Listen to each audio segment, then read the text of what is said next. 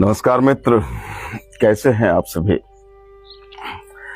चलिए आज हम लोग कुछ और प्राणायामों के बारे में जानेंगे जो कि बहुत महत्वपूर्ण है। तो इसी तरह से हम लोग नित्य क्रिया से निर्वृत्त हो लिए और शांत जगह में बैठ जाएंगे। सुखासन में, पद्मासन में या सिद्धासन में, जिसमें भी हमारा ध्यान लगता हो। आज हम लोग सीखेंगे भ्रामरी प्राणायाम, बहुत ही महत्वपूर्ण प्राणायाम, भ्रामरी, उद्गित और महाप्राणायाम। तो आइए हम लोग शुरुआत करते हैं भ्रामरी से। ऐसे ही हम ध्यान मुद्रा में बैठेंगे, दोनों हथेलियां विष्णु मुद्रा में, मन बिल्कुल ही शांत चित्त चेहरा और हल्की हल्की मुस्कुराहट, बच्चों जैसी अबोध भावना, स्पाइनल कॉर्ड सीधा, रीढ़ की हड्डी सीधी और दोनों हथेलियों को अनामिका और मध्यमा दोनों अंगुलियां, हम दोनों हथेलियों की दोनों अंगुलियां दोनों आंखों के ऊपर रखेंगे। तर्जनी जहां हम लोग ललाट है, जहां हम लोग चंदन लगाते हैं, टीका लगाते हैं, वहां रखेंगे और दोनों अंगूठों से दोनों कान को बंद करेंगे। ऐसे कान को आहिस्ता से बंद करेंगे, ऐसा नहीं कि दुखने लगे, इतना जोर नहीं लगाना है ना। सिर्फ ये प्रयास करना है कि हमको बाहर की आवाज सुनाई ना पड़े और गहराई श्वास लेना है। श्वासों को आहिस्ता आहिस्ता छोड़ते हुए पवित्र ओम का नाद करना है। तो आइए हम लोग भ्रामरी प्राणायाम का अभ्यास करते हैं। सबसे पहले क्या करेंगे, दोनों अंगूठे दोनों कानों में लगा करके कान को बंद करेंगे और मध्यमा और अनामिका दोनों अंगुलियों को दोनों आंख के ऊपर रखेंगे। हल्के से, दबाव नहीं बनाना है और तर्जनी को ललाट पर और पूरी गहराई के साथ श्वास लेंगे। श्वासों को लिए थोड़ी सेकेंड रुके और फिर श्वासों को छोड़ते हुए ओम का उच्चारण करेंगे। अभी मैं सिखाने की क्रिया में हूं तो मेरे मुख खुले हुए हैं, लेकिन आप जब करेंगे तो मुख बंद रखना चाहिए। आइए।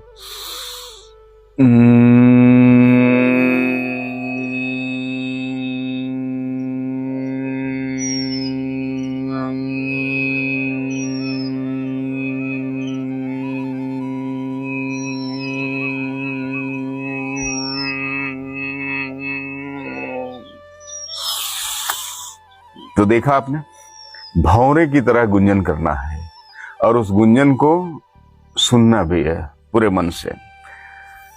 प्राणायाम प्राणों को आयाम देना है मित्र, श्वासों को आयाम देना है। प्राण जब रुक जाएंगे, श्वास रुक जाएंगे तो ये धरती समाप्त हो जाएगी, है ना। प्राणों में ही सब कुछ समाया है।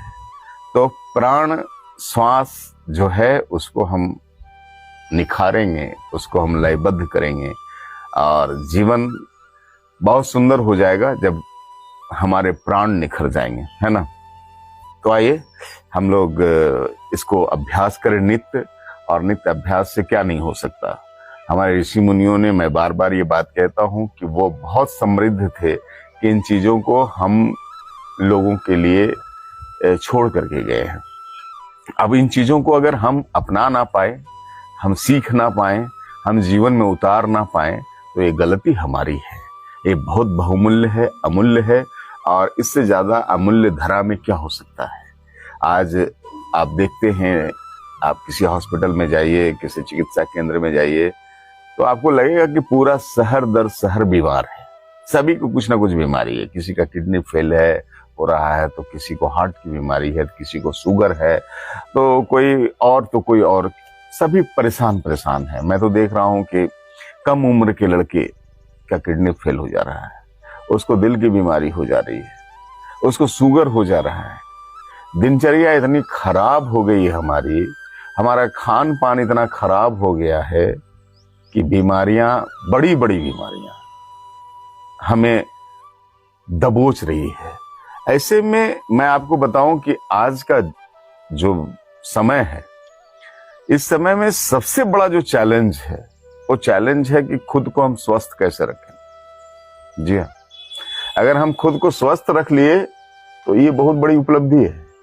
आज जिस तरह से लोग व्याधियों से ग्रस्त हो रहा है, हॉस्पिटलों का चक्कर काट रहा है, परिवार बिखर रहे हैं, और क्या कहूँ, एलोपैथ के चक्कर में जब लोग फंसता है, जब किसी वैसे हॉस्पिटल में चला जाता है जिसका एकमात्र उद्देश्य होता है धन अर्जित करना, तो खेत बाड़ी तक बिक जाते हैं, जेवरात बिक जाते हैं, घर बिक जाते हैं, और पता चला कि जिसके लिए ऐसा किए, जिसके लिए सब कुछ निछावर किए, उसको बचा भी नहीं पाए। यही चक्र सा चल रहा है आज के दौर में। तो ऐसे में हमें योग, प्राणायाम, एक्सरसाइज, खान पान की शुद्धता, बेफिक्र जीवन, मैं ये नहीं कहता हूं कि बेफिक्र जीवन का मतलब एकदम लापरवाह रहे, कोई काम ही नहीं करना हमें, ऐसा नहीं कहता। लेकिन मैं ये कहता हूं कि थोड़ा सा ईश्वर पे भरोसा रखें कि वो हमें धरा पे लाया है तो अच्छा ही करेगा।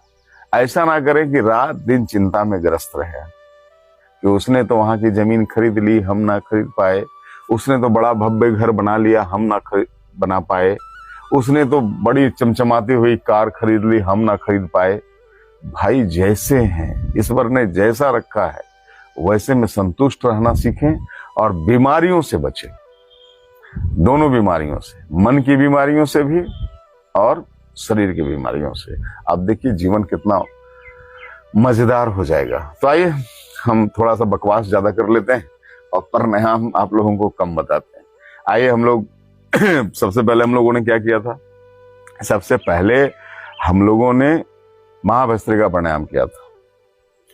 मनोज दास जी को बहुत बहुत बधाई, बहुत बहुत धन्यवाद मित्र, आपने एक स्टार दिया है मुझे, इसलिए बहुत शुक्रिया आपको। तो सबसे पहले हम लोगों ने क्या किया था? हम लोगों ने महाप्राणायाम, जब हम लोग शुरुआत किए थे तो हम लोगों ने महाभस्त्रिका प्राणायाम से शुरुआत की थी। श्वास को लेना था और श्वासों को लयबद्ध तरीके से आहिस्ता आहिस्ता छोड़ना था। महाभस्त्रिका प्राणायाम के बाद हम लोगों ने गुड मॉर्निंग प्रयाग भैया भी जुड़ गए हैं, बहुत बहुत प्रणाम भैया। महाभस्त्रिका प्राणायाम के बाद हम लोगों ने कपालभाति किया था। श्वास को लेने का कोई जतन नहीं करना है, श्वास शरीर के असंख्य रोम कूपों से लिवाएगा, हमें श्वास सिर्फ छोड़ना था 1 सेकंड में एक बार। है ना? श्वास जब छोड़ते हैं तो पेट में जुम्बिश होती है, नाभि अंदर जाती है, और मैंने ये सावधानी भी बताई थी कि जिसको 6 माह के अंदर कोई ऑपरेशन हुआ है उसको कपालभाति और स्लो करना है और आहिस्ता आहिस्ता करना है, या जो गर्भवती स्त्रियां हैं उसको भी कपालभाति बहुत स्लो करना है। जी प्रणाम मनोज जी। और जिसको हाइपरटेंशन की बीमारी है, जिसको दिल की बीमारी है, जिसको हाई ब्लड प्रेशर है, उसको भी स्लो करना है। कपालभाति करने से मैंने बताया था कि असीम ऊर्जा हमारे जननांगों में, हमारे शरीर में संचित होती है। उस ऊर्जा को ऊर्ध्वगामी बनाने के लिए, ऊपर ले जाने के लिए हमने कहा था कि हम उसके बाद कपालभाति में बैठे बैठे अग्निशार करना है। बम भैया को प्रणाम। और अग्निशार क्रिया जो है सो हमारी ऊर्जा को ऊपर ले जाती है। जब अग्निशार कर लिए तो हम लोग फिर करते थे अनुलोम विलोम, है ना? एक नासिका से श्वास लेना है, दूसरी नासिका से छोड़ना है, फिर दूसरी नासिका से लेना है, विपरीत नासिका से छोड़ना है ना? पूरे मनोयोग से श्वासों को साधते हुए। राहुल बजाज जी को नमस्कार। तो ये हम लोग कर रहे थे, और इस बीच में हम लोग छोटे छोटे सूक्ष्म व्यायाम भी करते थे ताकि रिलैक्स महसूस हो, है ना? एक ही अवस्था में बैठे बैठे थोड़ा शरीर थक सा जाता है, क्योंकि अभ्यासी बहुत नहीं बने हैं हम लोग। तो अभ्यासी बनने के लिए और रिलैक्स रखने के लिए हम लोग छोटे छोटे सूक्ष्म व्यायाम भी करते थे। अनुलोम विलोम करने के बाद अब प्राणायाम जो है वो अध्यात्म की ओर ज्यादा अग्रसर हो जाता है। तो हम लोग क्या करते हैं? भ्रामरी प्राणायाम करते हैं। और भ्रामरी प्राणायाम में क्या करना है? दोनों अंगूठों से हम दोनों कानों को बंद करेंगे। छोटा कान होता है ना, उसको हल्का सा दबाएंगे, इतना नहीं कि जिससे दुखने लगे, है ना? हल्का से दबाएंगे। और अनामिका और मध्यमा जो अंगुलियां हैं वो दोनों आंखों के ऊपर रहेगा, आंखों के पलकों के ऊपर रहेगा, आंखें बंद रहेंगी, और तर्जनी जो है सो ललाट पे। पूरी गहराई के साथ श्वास लेंगे। श्वास जब लेंगे तो छातियां फूलेगी, मैंने बार बार कहा है। और फिर श्वासों को आहिस्ता आहिस्ता छोड़ते हुए ओम का नाद करेंगे, है ना, बगैर मुंह खोले ओम का नाद करेंगे। यूं लगे जैसे पूरा समुद्र मंथन चल रहा हो अपने अंदर में, शिव शिव नजर आवे। और मैंने हमेशा कहा है कि जब भी आप प्राणायाम करें तो अपने इष्ट देव का ख्याल हमेशा करें। ये हमारे इष्ट देव हमारे सामने है। हम जिसको भी जीवन में अपना आइकॉन मानते हैं, स्वामी विवेकानंद को मानते हैं, अब्दुल कलाम साहब को मानते हैं, भगवान शिव को मानते हैं, राम को मानते हैं, हनुमान को मानते हैं, पैगंबर जी को मानते हैं, ईशा को मानते हैं, वाहे गुरु को मानते हैं, जिसको भी मानते हैं वो हमारे ऐसा महसूस हो कि वो हमारे सामने है और मैं उनके सामने प्राणायाम कर रहा हूँ। आज देखिए मौसम बहुत सुहाना है, चारों ओर घटा घोप काले बादल है और कुछ दिनों से हम लोग बहुत परेशान थे गर्मी से, और हल्की हल्की फुहारों जैसी बारिश हो रही है, बहुत अच्छा लग रहा है। तो आइए हम लोग भ्रामरी प्राणायाम करते हैं, 5 बार करेंगे, है ना।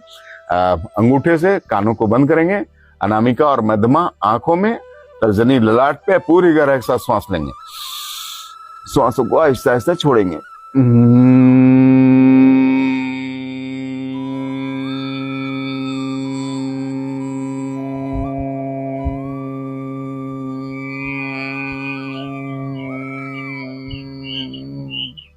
पूरे लेवल तरीके से, है ना।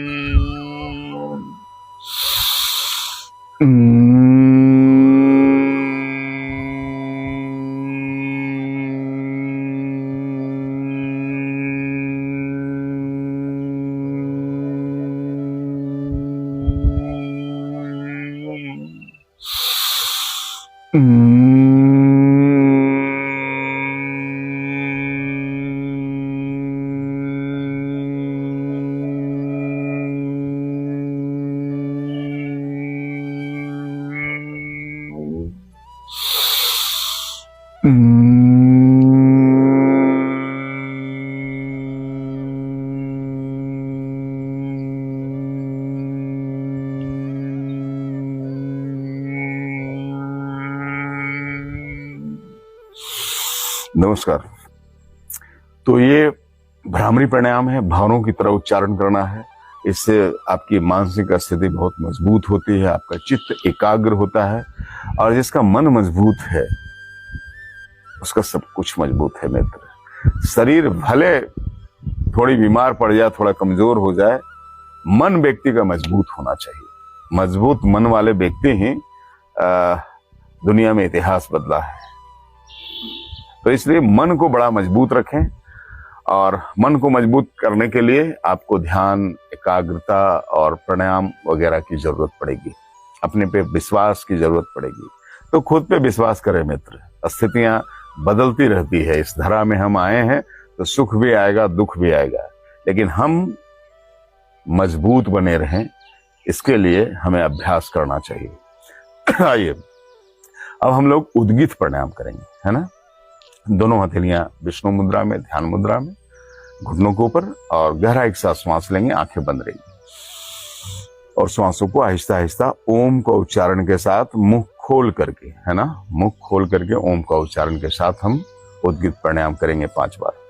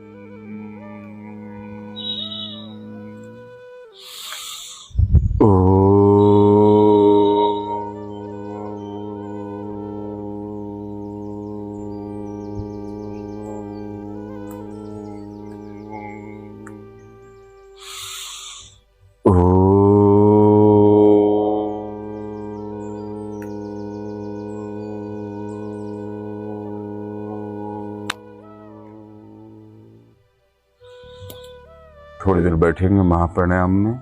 नासिका के अग्रभाग पे ध्यान और मनन कि इस धरा पे हमें ईश्वर ने क्यों भेजा है। ये शपथ कि हर दिन हम किसी न किसी असहाय, किसी न किसी मजबूर को मदद करेंगे। हम किसी से उलझेंगे नहीं, हमें क्रोध नहीं आएगा, हम किसी बेईमानी में नहीं फंसेंगे। हम जीवन ईश्वर के प्रति समर्पित रह करके सरलता के साथ जिएंगे। जहाँ तक संभव हो हम दूसरे की मदद करेंगे। हमसे जानबूझकर कोई पाप नहीं होगा, हमसे जानबूझकर के कोई गलती नहीं होगी। ये महाप्राणायाम है, पूरा ध्यान एकाग्र करना है। हल्की बूंदाबांदी स्टार्ट हो गई है और मुझे अच्छा लग रहा है। मौसम बहुत सुहाना हो गया है। हम ईश्वर के प्रति आभार व्यक्त करेंगे, कृतज्ञता व्यक्त करेंगे, धन्यवाद व्यक्त करेंगे। उन्होंने हमें इस धरा पे लाया और हमें मनुष्य जीवन में जीने का अवसर दिया। हमसे कोई गलती ना हो जाए। हमें जिस तरह से सफेद पवित्रता के साथ हमें इस धरा पे ईश्वर ने लाया है, हम उसी तरह से ईश्वर के पास जाए। जिस तरह से कबीर ने गाया है ना, चदरिया झीनी रे झीनी मैली ना हो जाए। बहुत बहुत धन्यवाद आपका, आपने इतना समय दिया और हमारे साथ इतना समय बिताया, इसके लिए बहुत आप लोग को धन्यवाद। प्राणायाम का अभ्यास जीवन में अवश्य करें। 21 जून आ रहा है, योग दिवस है, अंतर्राष्ट्रीय योग दिवस, जिसको आदरणीय यशस्वी प्रधानमंत्री नरेंद्र भाई मोदी जी ने पूरे विश्व में भारत की संस्कृति का प्रचार प्रसार किया है। तो पूरा विश्व जिसको आज 21 जून जब आता है तो पूरा विश्व योगा को, बहुत प्राणायाम को बहुत शिद्दत से मनाता है और उसकी ताकत को पूरा विश्व समझ रहा है। तो हमें भी प्रयास करना चाहिए, हमें भी अभ्यास करना चाहिए, हमें भी अपने पूर्वजों के दिए गए इस अनमोल तोहफे को अंगीकार करना चाहिए और प्राणायाम में हमें मन लगाना चाहिए। प्राणायाम हम किसी और के लिए नहीं करते, प्राणायाम हम खुद के लिए करते हैं, खुद के स्वस्थ रहने के लिए करते हैं। हमारा मन स्वस्थ हो, हमारा शरीर स्वस्थ हो और हमारे अंदर कोई विकार ना रहे, हमारे अंदर कोई व्याधि ना रहे, हमारे अंदर कोई बीमारी ना रहे। इसके लिए प्राणायाम नित्य करें, रोज करें, न सिर्फ दिखाने के लिए करें बल्कि पूरे समर्पण भाव से खुद के लिए करें। चाहे आप किसी भी जाति, किसी भी संप्रदाय से हो। मंटू भैया को बहुत बहुत प्रणाम। तो नित्य अभ्यास आप करें। आप शौच इत्यादि से निर्वित हो लें, स्नान कर लें तो बहुत अच्छी बात, ध्यान आपका ज्यादा लगेगा। और किसी ऐसे स्थान पे जहां सात्विकता हो, जहां अस्निग्धता हो, आपके आसपास कोई जंगल का क्षेत्र हो, पेड़ का क्षेत्र हो, नदी का किनारा हो, पत्थरों की श्रृंखला हो और कुछ भी नहीं हुए तो हमारा घर का छत है। और अगर हम छत पे भी नहीं जा सकते तो हमारा बिस्तर है। इसीलिए कहा गया है कि मन चंगा तो कठोत में गंगा। तो आप जहां भी, जैसे भी आपको सुविधा मिले, आप प्राणायाम अवश्य करें। आप सुखासन में बैठ पाते हैं, सुखासन में बैठे। आप पद्मासन लगा पाते हैं तो पद्मासन लगा लें और अगर आप सिद्धासन लगाते हैं तो सिद्धासन लगा लें। हमारे ऋषि मुनियों ने सिद्धासन लगा करके अपनी सिद्धियों को सिद्ध किया है ना। तो आप सिद्धासन लगा लें। हमने आपको बताया है कि सिद्धासन में आपको बाएं पैर की एड़ी को जन्नांग के नीचे रखना है और दाएं पैर की एड़ी जन्नांग के ऊपर रखना है। स्पाइनल कॉर्ड बिल्कुल सीधा रहेगा, रीढ़ की हड्डी सीधी रहेगी, गर्दन सीधा रहेगा और दोनों हथेलियां विष्णु मुद्रा में दोनों घुटनों के ऊपर। जब हम प्राणायाम करेंगे तो मंत्रों के उच्चारण के साथ करेंगे। आप चाहे जिस भी संप्रदाय से हैं, जिस भी जाति से हैं, जिस भी धर्म से हैं, आप अपने धर्म का उच्चारण कर लें। हम जब प्रणाम करते हैं तो पवित्र ओम का नाद करते हैं, माँ गायत्री की स्तुति करते हैं और हम शिव की स्तुति करते हैं, है ना। तो महामृत्युंजय मंत्र हम जाप करते हैं।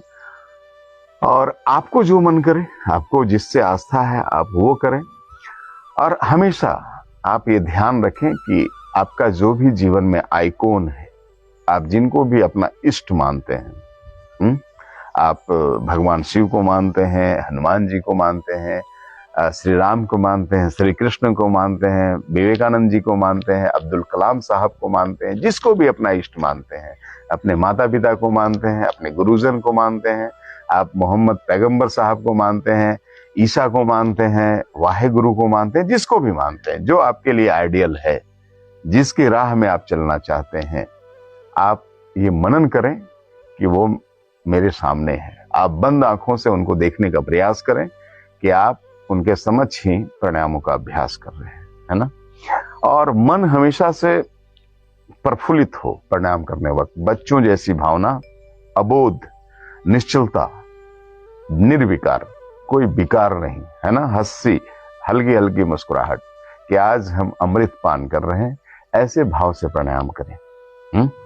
प्राणायाम की जो शुरुआत करेंगे तो हम लोग महाभस्त्रिका प्राणायाम से करेंगे, किसी कुचालक पर बैठ करके। आप चटाई बिछा लें, दर्री बिछा लें, चौकी पे करें, कुछ कुचालक हो, धरती से सीधा संपर्क ना हो, क्योंकि असीम ऊर्जा पैदा होती है प्राणायाम और योग से, तो उस ऊर्जा को ऊपर तक ले जाना है। इसी को सप्त द्वार कहते हैं। इसका उल्लेख कई हमारे ग्रंथों में हुआ है, चाहे महाभारत की बात करें, चाहे ओशो रजनीश की संभोग से समाधि की बात करें, चाहे सप्त द्वार की बात करें। ये बहुत महत्वपूर्ण विषय है और ये बहुत विस्तृत विषय है, अभी हम लोग उस पर नहीं जा पाएंगे। लेकिन आप जब ऊर्जा पैदा करें तो उसको अग्निसार से उस ऊर्जा को ऊपर तक ले जाना है। तो सबसे पहले हम लोग महाभस्त्रिका प्राणायाम करेंगे कि श्वास हम गहराई से सांस लिए और श्वासों को लयबद्ध तरीके से हम आहिस्ता आहिस्ता छोड़ें, फिर श्वास लिए और फिर उसको लयबद्ध तरीके से छोड़ें। जब हम महाभस्त्रिका प्राणायाम कर लेंगे तो हम फिर कपालभाति प्राणायाम करेंगे। श्वास लेने का कोई प्रयास नहीं, श्वास खुद ब खुद, नमस्कार संजय जी, श्वास खुद ब खुद हमारे असंख्य रोमकूपों से लिवाएगा। हम जानते हैं कि हमारे शरीर में असंख्य रोमकूप हैं। हम श्वास लेने का जतन नहीं करेंगे, श्वास सिर्फ छोड़ना है, 1 सेकेंड में एक बार, है ना। मैंने आपको पहले भी अभ्यास करके बताया है। श्वास जब छोड़ें तो ये नाभि क्षेत्र अंदर जाएगा, छाती बाहर आएगी। और मैंने बताया था इसमें सावधानी कि अगर किसी को 6 माह के अंदर कोई ऑपरेशन हुआ है तो वो बहुत स्लो करेंगे। अगर गर्भवती स्त्रियां हैं, गर्भवती माँ बहनें हैं तो उसको बहुत स्लो करना है। और जिसको हाइपरटेंशन या दिल की बीमारी है उसको भी बहुत स्लो करना है। कपालभाति करने के बाद हम अग्निसार क्रिया करेंगे, है ना। श्वास गहराई के साथ लिए, श्वासों को छोड़ा और मूलबंध लगाएंगे, पेट को अंदर की ओर सिकोड़ेंगे, थोड़ी देर इस अवस्था में रहने का प्रयास करेंगे। ये अग्निसार का प्रथम पोज। अग्निसार का द्वितीय पोज भी करेंगे, पूरी गहराई के साथ श्वास लेंगे, श्वासों को छोड़ेंगे और नाभि क्षेत्र में जुम्बिश पैदा करेंगे।